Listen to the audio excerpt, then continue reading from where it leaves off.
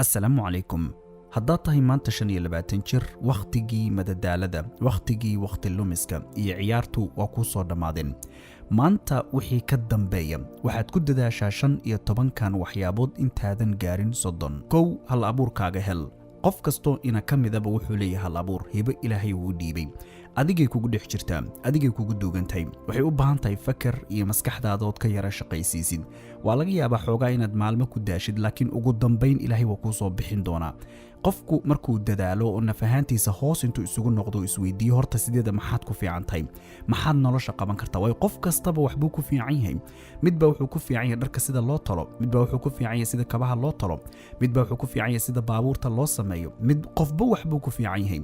adigu naftaada marka hibada iyo hal abuurka aad leedahay muxuu yahay waxa nafahaantada way qofku markuu hal abuur leeyahay fikradu xataa kama dhamaadan ninka hal abuur kale wadooyinku kama soo wada xirmaan markay mid ka xirantaba isaga meel kale u muuqata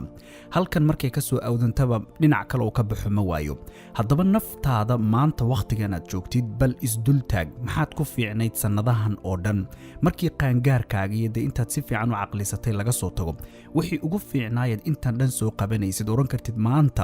haddii hawshan aan bilaabo hubaal waan ka guul gaari karaa ama waan ka mira dhalin karaa maxay tahay labo nidaam u yeel noloshaada qofka doonaya sidiisaba adduunyada tan inuu ka guul gaaro waa in noloshiisa uu nidaamiyo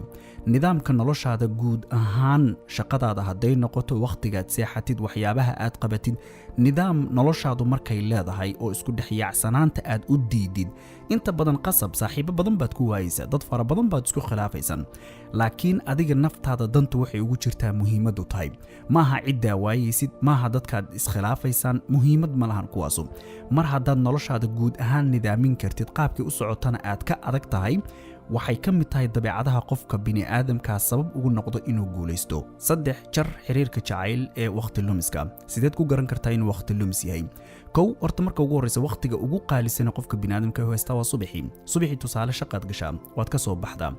habeenkii marka aad gurigaaga timaadid ama galabtii goor dambe guriga markaad timaadid ilaa fiidkii oo dhan maxaad qabanaysaa dadka badankoodu waa markay telefoonka galaan qolka inta isku soo xiraan sariirta iska fuulan waqtiga kan naftaada intee waxyaabood baad qaban kari lahayd bay kula tahay waxyaabo fara badan isugee marka 2 saacadood oo maalin walba qofkaad jeceshiin aad la sheekaysanaysid adoo og 3 sano soo socotay inaydan isguursanaynin waayo markaad xaaladaada dhaqaale fiirisid gabar haddaad tahayna 3 sano ee soo socota waxaad u jeedaa wiilkan dhaqaalihiisu iskuma aadmi doono oo waqtiga tirada badan baa ka lumaya haddaad wiil tahayna waxaad u jeedaa adiguna fahaantaada mas'uuliyadda inaadan hadda qaadi karin oo aadan diyaar noqonin ilaa 2 sano soo socota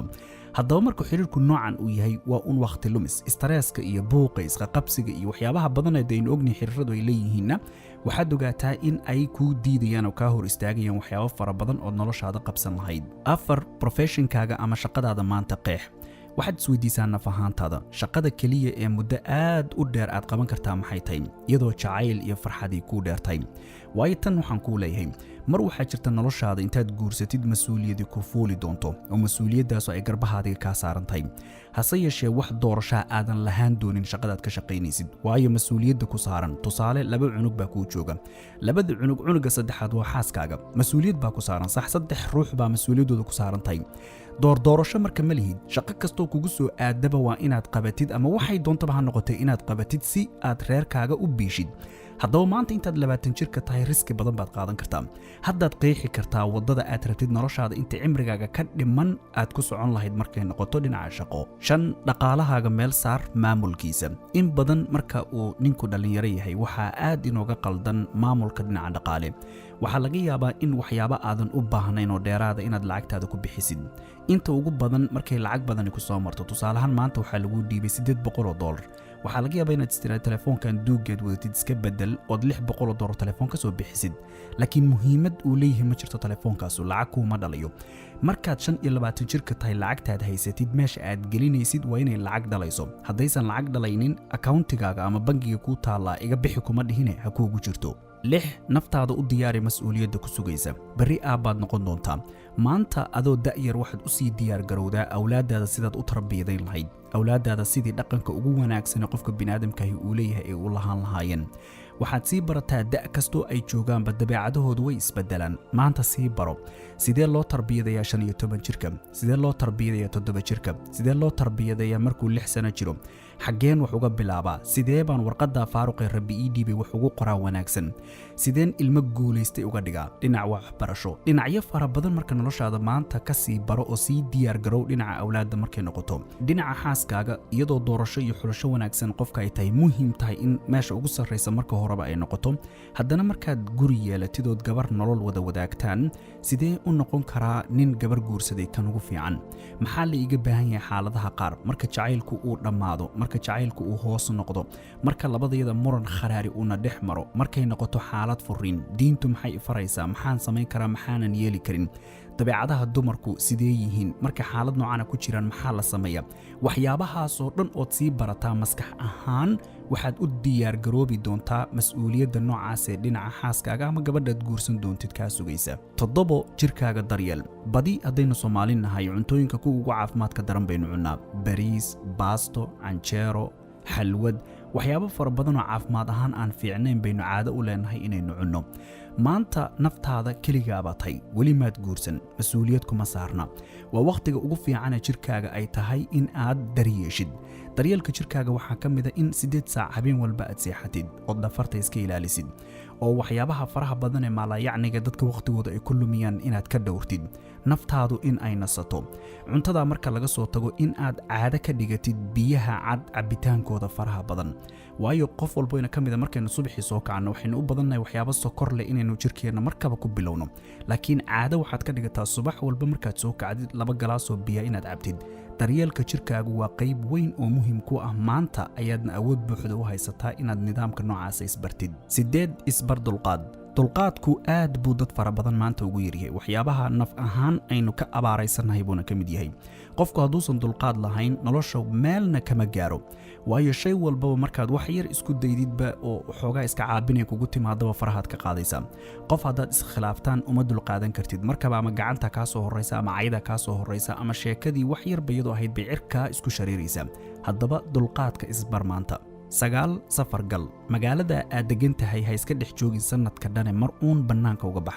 haddii waddanka aad ka bixi kartid way ka sii fiican tahay laakiin haddaadan ka bixi karin isku day magaalada ugu yaran aad ka baxdid oo waddanka gudihiisa magaalooyinka ku yaala mid uun aad soo booqatid dad badan baad kula kulmaysaa connectionaad ku lahaanaysaa waxaabana dhici kartaba fursad magaalooyinka dhexdooda dhex taalay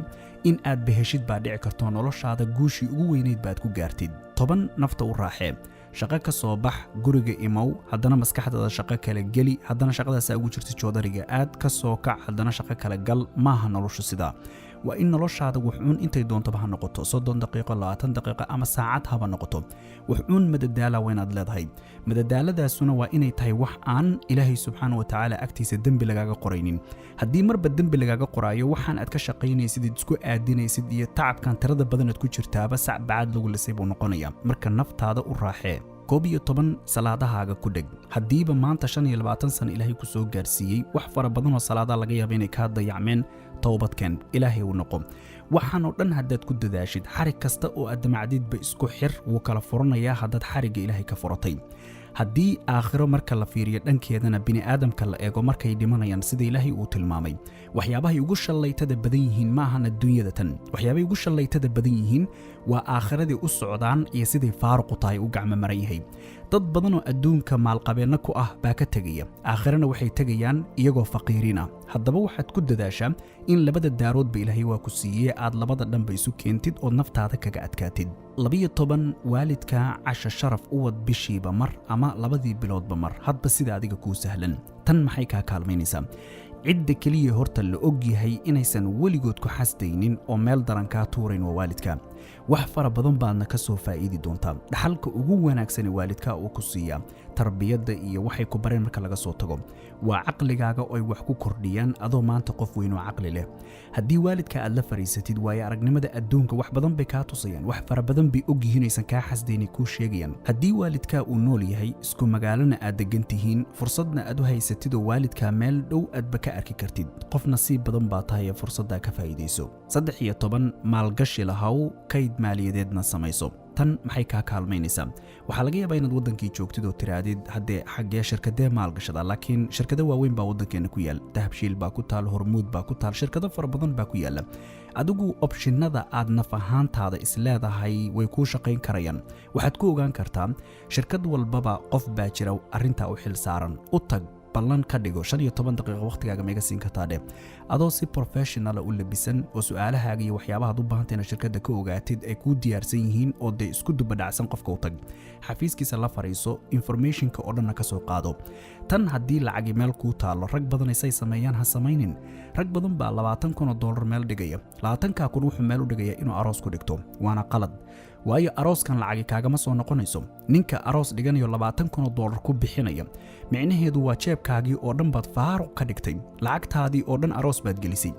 habeenka arooska aad ku jirtid waxaad ogtahay accountigaaga waa faaruq markaad arooskii ka soo baxidna mas'uuliyad intii ka weyn baa hadda ku saaran haddaba jeebkaaga ha faaruqinin waxaad isku daydaa inaad lahaatid kayd maaliyadeed inaad lahaatid maalgashi meel ilo kale oo lacag ka soo galayso oo shaqadaada ka baxsan 14 cunto karinta baro tani si weyn bay dhaqaale ahaan ku kaalmaynaysaa markaad cunto kariska taqaanid adiga karsanaya gurigaaga ku dhex karsanaysa makhaayad markaad saaran tahayna tana kaaga jaban waana meelaha waxyaabaha lacagta lagu ururiyo tani ka mid tahay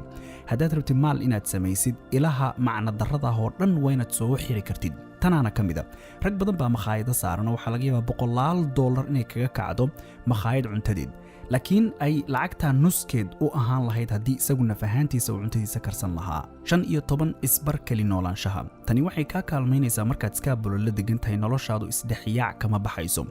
waa markaad shaqada ka soo baxdid telefoonka lagugu dul sheekaysanayo mar telefishinku kugu shidan yahay mar lagugu buuqayo mar nalka lagugu daarayo mar sheeka lagu hayo haddaad damacdi naftaada inaad gacanta ku dhigtidna kuma dhigi karaysid sababtu maxay tahay markaad jadwal sax ma lahaan kartid markaad damacdina wax akhrisatid oo qolkaaga gashidba kuwa kala meel kale ka buuqaya waa lagu iman sheeka lagula geli marmarka qaarkood kuwa xaasidiina jiro niyada ka dilaya wax badan bay kugu oranayaan oo adiga sabab kugu noqday inaad waxa gacanta ku haysid ba ka tagtid sirahaaga iyo waxyaabaha iyo qorshayaasha waaweyn iyo hadafyadaadu qofkani ogaanaya markaad laakiin kaliya nooshay waa marka kaliya naftaada aad gacanta ku dhigi kartid markaad jaraha gelin kartid markaad dhinacaad u socotid nolosha naftaada aad ogaan karaysid marka qolkaaga aad ka tagtid in ciidina kula deganayn sida saaka uga tagtaad ugu soo noqonaysa